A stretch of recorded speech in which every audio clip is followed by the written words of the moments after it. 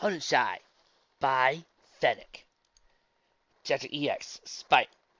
Wait a minute. Are these two chapter EX chapters just Spike centric?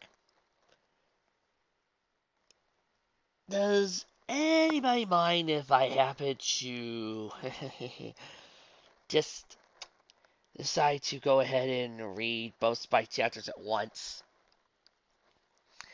Any objections? Nope. Good. Let's do it. EX Spike. The remaining elements. It had been 2 days since Twilight left for Canterlot, as Spike arced over and leaned over to his knees, tired but proud. Along with the three young Felix that comprised the Cuban Crusaders and a veritable mountain of animal care books from Fluttershy's collection, the dragon had finally created order out of chaos inside Fluttershy's cottage. All but a few of the animals were nestled in their beds asleep, while the girls were outside, chasing down the final renegade chicken. With a long sigh, he fell back onto his behind and smiled as he relaxed, for the first time since the Pegasus' disappearance. The entirety of Ponyville was its calmest since the incident. With Twilight Sparkle leading the charge to find the feral villager, life had almost returned to normal. Only a few ponies showed any signs of worry as they went along in their daily business, while Verity's and Applejack's younger sister showed concern as they worked alongside Spike, but seemed happy and energetic as ever as they helped put the animals in line. All that remained for the dragon was to wait Twilight's return. Spike! Spike!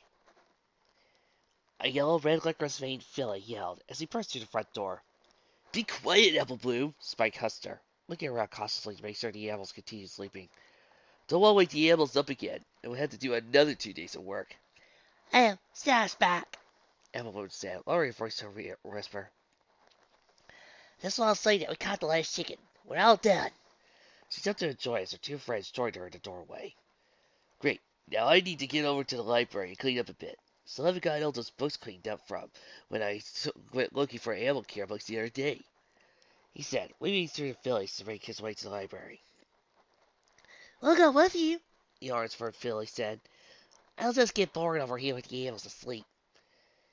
Yeah, and we won't get our key mark staying here either, the white pink squirrel-made unicorn filly argued. I already checked to see if I got my house cleaning key mark, but I got nothing. The girls pouted as they looked still, blank flanks. All three had been trying for months to force their special talents to come to light, but had failed in every venture. Spike was just glad he would never have to worry about that. With a nod of his head, Spike walked down the cottage. Come on, I want to get over and back before anything bad happens, the dragon stated, letting the girls out before closing the cottage door. Ponyville bustles with activity as the sun lingered in the azure sky, leaving the town balmy. The village behind him yammered on about their Cutie Mark crusades, wondering whether having a house cleaning mark would be worth it or not. As he approached their destination, a great Pegasus mare and a blue male cat flew down to the front of the library, leaving a scroll in the mailbox. Noticing this, Spike sprinted over to the mailbox, getting there just as the mailman was prepared to leave. Excuse me, do you live here? You can't go around stealing our Pegasus mail, you know, the mare asked, looking at him with her golden eyes, scared by the sight of thick, black-rimmed glasses. Aw, Dissy, you look so cute. I live here with Twilight Sparkle. You see me almost every day. Only dragon in Ponyville? Spike exclaimed, pulling the scroll from the box. Wait, aren't those new glasses? He asked, looking questioningly at the mare's spectacles. The male pony was a well-known public servant in Ponyville, and her appearance was quite well known. Why she had changed it, he had no idea. Oh, these? She removed the glasses, showing them off to Spike and the girls. Yeah, I just got these this morning. They're supposed to keep my eyes from going wall-eyed. Apparently, they'd be a chance to eventually fix that. Mary explained as one of her eyes began slowly upwards. She quickly set them back on her muzzle, letting her eyes turn back to normal, then giving the force salute. Well, the meal's been delivered. I'm up. She blurted out before taking off for the next house. Lady Pelly's will call her brow house again instead of Derpy all the time, the orange filly wondered. It's good, will you? Emma Blue interrupted. It ain't nice to say that name. That's what everybody calls her. I thought it was her nickname. Scootaloo argued, probably my feeling joining the argument.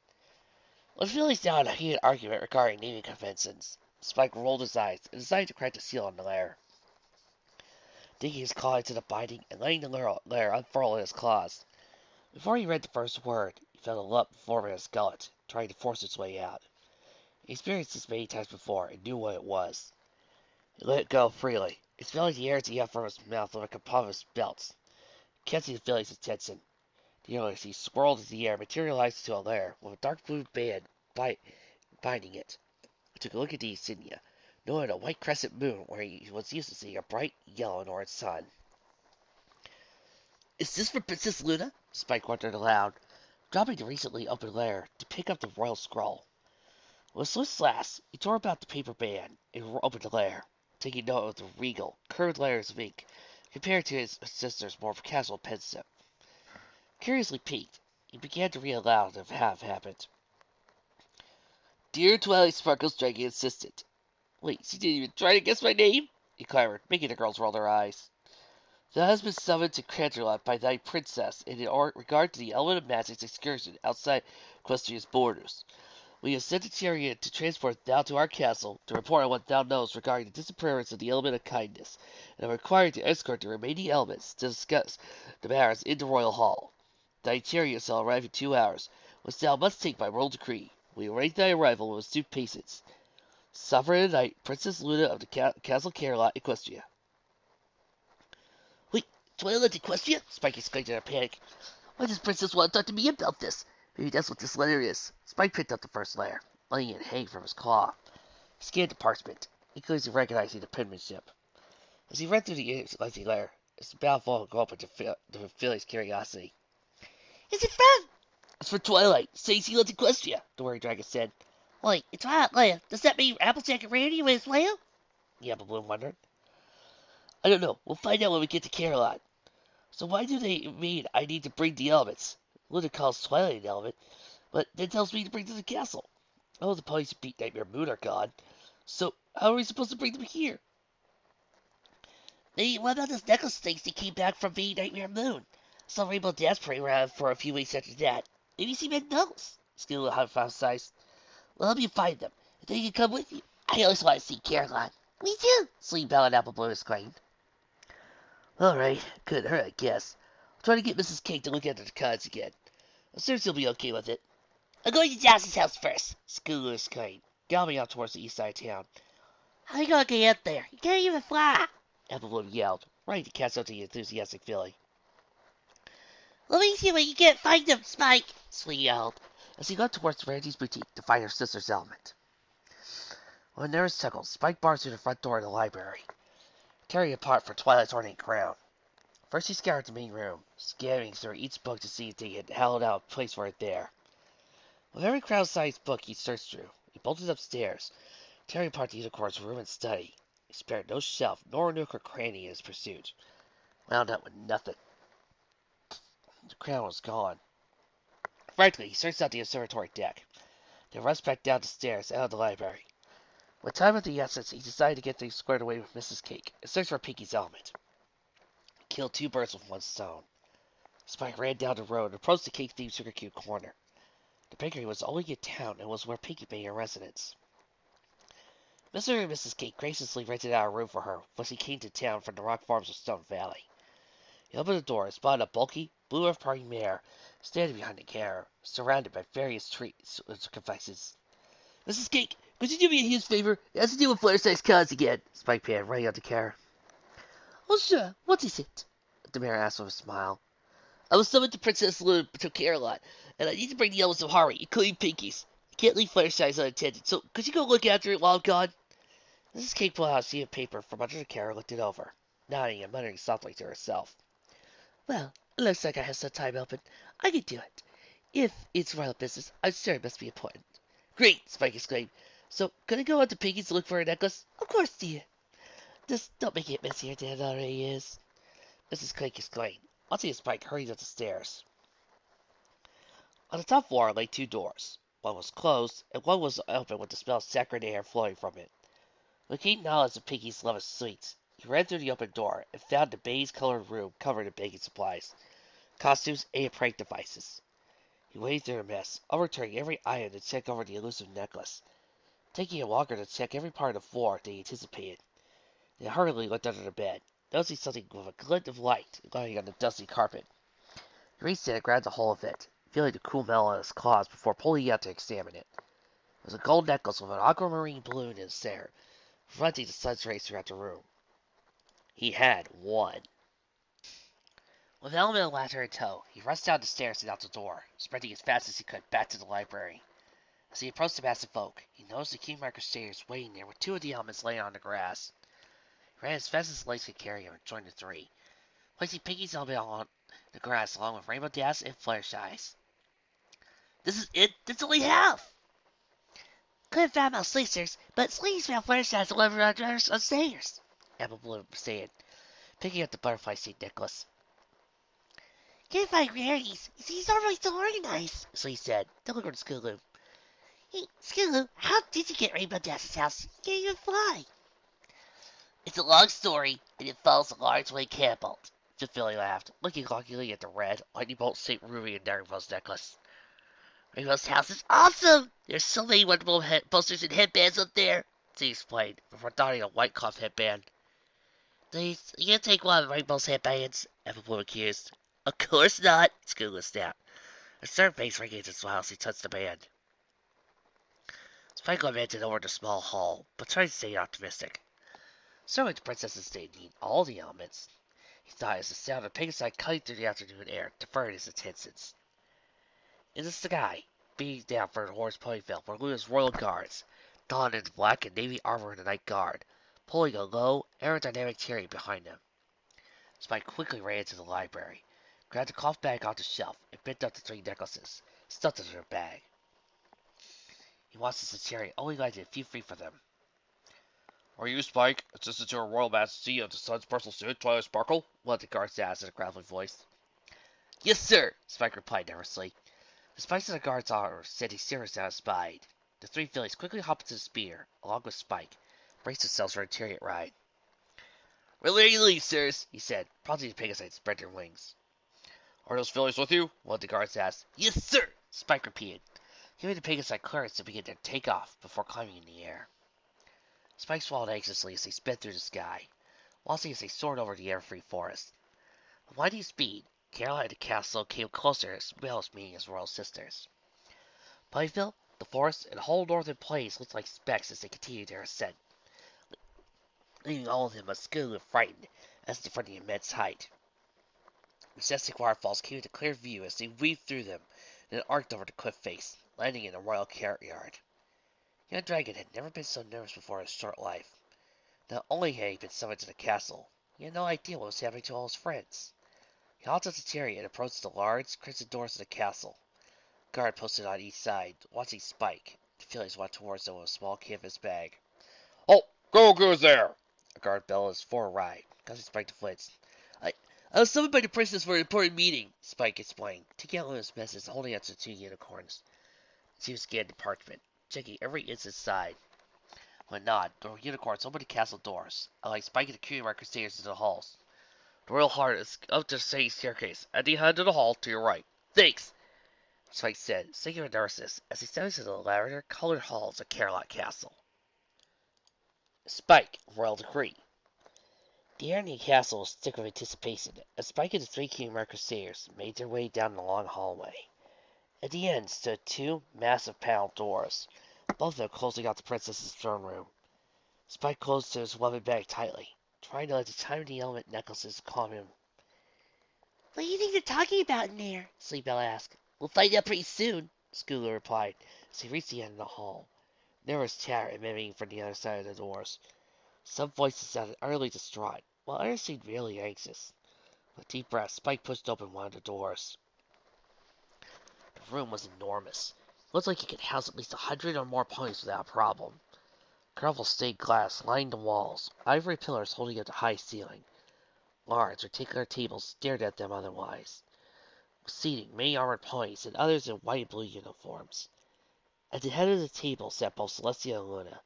Luna's mane flowed with solar winds, and Celestia lay uncharacteristically flat. All eyes were on Spike and the Crusaders as they entered, leaving the room with harrowing silence. The dragon smiled nervously. Hello? He said as if he interrupted something important. Oh, Spike, Celestia said with a warm tone, standing to greet the four. I see you received my sister's letter. Please, we are just about to start. As he peered down at the Crusaders, dipped back over Spike. Where are Rainbow Dash and Pinkie Pie? Spike pushed the bag to his chest as his claws nearly punctured the bag from worry. If she didn't mean the necklaces, then she meant the elements, then they aren't here. Pinky had to finish baking something. You know how she is. A nervous laugh filled the hall. He dreaded hearing what the princesses would say when he found out he only brought the necklaces and not Rainbow Dash or Pinkie Pie. I trust he'll be here soon, Celestia added, taking a seat at the end of the table. Spook Dragon gulped and proceeded with the bag of element necklaces to one of the raised chairs. He set the canvas back down on the table, nervously squirming as all the armored and well-dressed pony's eyes were on him. Nowhere to sit, the Keymarker Crusaders reluctantly sat on the floor beside Spike, whilst the Celestia raised her hoof to catch all the guests' attentions. Slowly, the nervous chatter came to a silence as they all turned to face her. Thank you for coming, says Norris. You are all undoubtedly curious as to what this meeting is about.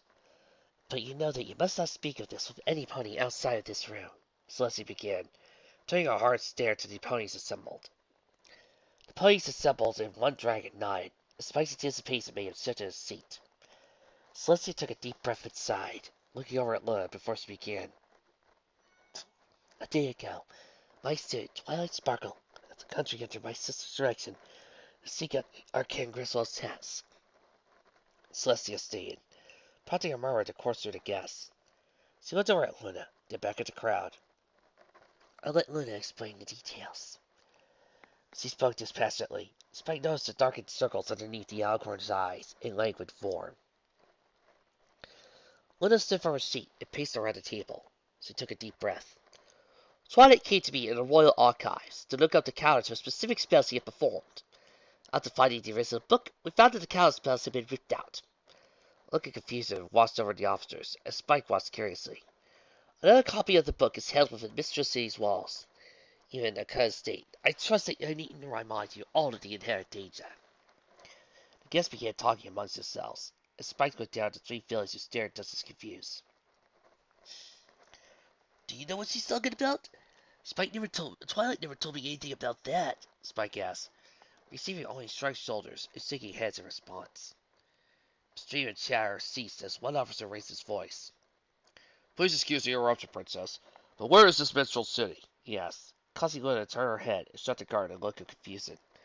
Celestia's head suddenly turned to look at her sister with a worried and guilty face.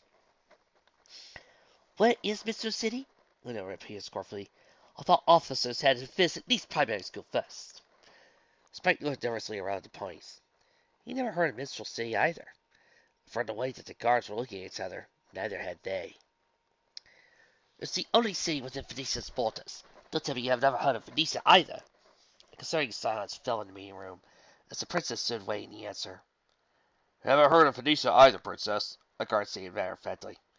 Despite surprise and Liz as well, the remainder of the guards and officers nodded in agreement. Liz's face was a mask of disbelief, turning abruptly to her sister. Sister, what is the meaning of this? Is this some kind of crude joke? There was such silence from Liz outburst. Each watching pony to Celestia, see what she would say. After a few seconds of silence, Liz's expression began to twist into worry. Celestia sighed and lowered her head. Sister! This isn't a joke, Luna, the princess confirmed, further baffling her sister. How could he not know about Phoenicia? Or about the war? Luna interrupted, flustered some. What could have happened during my presidency to make every pony forget? It is one of the most important pieces of our history, the night princess began, pausing a moment as a dark look crossed her features. What have you done, sister? After I had you banished, I had to erase everything about that part of our history. Celestia admitted. The population's fear and worry had lingered long after your transformation to Nightmare Moon. I couldn't handle running the country alone with the possibility of war from an outside country on our minds. During that time, I had scholars remove all traces of Phoenicia and the wars from history books. Spike hung on every word as the princess was saying, knows that everyone else was as well. Eventually, they had faded to legend and hearsay, before disappearing altogether. Kept an eye on them in case something were to happen, but the need to say anything to the public never arose, so it remained a secret. Liz sat back down to stare face her sister, dumbfounded. Me too. What do we do now? I'm so sorry for keeping you from this, Luna. I promise I'll never keep anything from you again. She embraced her younger sister. Please, finish your story. We'll work out the details afterward. Celestia explained, gesturing with a hug to a rapt audience. Right. Let's turn back to the awestruck guests. I sent Luna and Twilight and 2 others, Applejack, enemy of honesty, and Vanity, enemy of generosity, along with their necklaces to help bring back Fluttershy, the enemy of kindness. This leaves only 2 bearers of the elements here in Equestria. Spike will wave and nod and washed over him. Please don't ask for Rainbow Dash and Pinkie Pie. He banged over and over while the room reverted into a nervous chatter. He slid to his seat, clutching his bag and holding tightly to his chest once again. I thought Twilight and her friends knew what Venetia was like. I hadn't. I never would have sent them for someone so dangerous. Luna lowered her head and closed her eyes. I'm so sorry, sister. Dangerous? Spike looked up before causing his mouth shut with his claws. Venetia was our oldest and most powerful enemy. I don't know if they still hold on to their old grudges or they recovered from the Second Northern War, but especially not take chances. Luna said. Celestia continued to explain. Now, Spike, when were Pinkie Pie and Rainbow Dash supposed to arrive? Luna and I have important strategic details to discuss with them. Spike stammered, all eyes fixated on him. Without a word, he slowly placed the bag on the table and opened it, letting the 3 necklaces unceremoniously fall onto the table. They hit the wood with a terrible clang that echoed through the silent hall. What's going on? Celestia asked. Where are Rainbow Dash and Pinkie Pie? Surely a cake doesn't take so long to bake. When you said you needed the elements, I thought you meant the necklaces, Spike admitted. Twilight sent them to help fight Fluttershy. I didn't want to disappoint you. I'm sorry. Ogwar Claire erupted amongst the armored stallions, and Celestia's eyes sunk to pinpricks. So, all the elements of harmony are gone. Celestia stood began to pace with pain expressed on her face. She turned to Luna, who looked back with a nervous, gloomy glance. There will be a change of plans, Celestia announced, walking over to a window that just looked out to the north. I want a scary team sent out to find them, by any means necessary. If it is delayed, just passes over outlands. If any harm is called upon them, she paused for a moment with a short, anxious sigh. We will monster upon them in retaliation. Choose your best. Bring them to me for details. We will not sit here and wait for Twilight and her friends to show up on their own. The room stayed silent as the distraught Alcor delivered her declaration of war. We will need volunteers to march across the outlands. Find anything in your districts and get them ready for training. Luna and I will leave you to it while we speak in private. Are you sure that war is the best course of action? One of the officers protested. No offense, Your Highness, but is your student worth the lives of our citizens? Not just my student, but 6 of our citizens in either hostile or wholly unknown territories. Each of them holds the elements of harmony, and they helped repel the Phoenicians in the Second Northern War. It broke the curse of my sister only a year ago. If Phoenicia is able to harness or corrupt the elements as heresies for themselves, and still holds ill will against us, I am unsure how well we can stand up to them. Celestia explained grimly. This isn't about my student anymore. It's about keeping Equestria safe. You're all dismissed. I expect a progress report from you the first thing in the morning. With the orders given, the officers and soldiers stood, marched down the hall, each of them discussing what their princess had just declared. Spike made to leave as well, but was pulled to the floor by one of the crusaders. Shh, Schoolers said, putting a hook to Spike's mouth. Be sure you stay hidden so they can't see you. What's going on? Spike asked, confused. We need to hear what's happening to our sisters, Appleboy explained, and she slipped under the table and laid on their stomachs. Ears perked to listen to what the princess was about to say. A few minutes had passed as their last guard left the room before Luna began to speak. Are you sure we must go so far? Your student isn't a child, the princess said, catching Spike and feeling his attention. It is now a matter of national security, sister. I know you meant well, but Twilight has never faced anything like Mr. Say before. Celestia explained, pacing back and forth along the wall. I told you, I'm not afraid to raise our bears against them. I know. I only sent her because I knew she could handle it. I've read some of the letters she sent to you. She's stronger than you realize. I know. I just worry about her, that's all. It was hard enough when she moved to Ponyville, but this is so much worse. The princess shook her head as she looked at her sister, tears building in her eyes. They have their enemies with them, so they have an ace up their sleeves if need be. Luna walked to her and nuzzled her, prompting Celestia to respond in kind. Twilight is the embodiment of magic, like you were in the old days. She'd be fine. Thanks, Luna. Celestia says the two separated and walked past the table, grabbing the 3 necklaces on their way to her room. The hall stood silently, as Spike and the Crusaders were left alone, waiting a few moments before any of them moved. "Let's get going before anybody sees us," Sleepbell said, moving up further to the table. "Good idea," Skidoo said, following suit with Apple Bloom. Spike crawled out and headed for the door with the others, quietly opening it, and seeing Celestia and Luna disappear around the corner at the end of the hallway. "I know so Twilight will be alright," Spike said, still seeking nerves from the meeting. "I'm sorry everybody will be just fine," Evelyn returned as they began to walk down the hallway. "What did you know? It's not like we can become King Red Crusader rescuers," Spike Skidoo pouted. "Spike!" Celestia called out, halting them immediately. She stood at the end of the hallway, with the 3 necklaces floating magically next to her. "Yes?" "Luna and I require your assistance. So went down to Crusaders. You 3 as well." She tried to them and placed the elements in her canvas bag and handed to Spike. "If Rainbow Dash and Pinkie Pie aren't around, we have to find another way to use these against Venetia if anything were to arise." "How can we help? Why us?" "You 3 are the closest to the true elements, and more than Luna and I since our transformation. Spike, aside from my sister, I trust you more than anyone else right now. Go down to the archives of the Academy's headmaster and find a book whose cover bears the 6 elements." "What do we do once we find it?" "Bring it to me in the observatory," Celestia directed. "We need to force her to work with my sister and I once more." So we come to the only stupid part of the fic.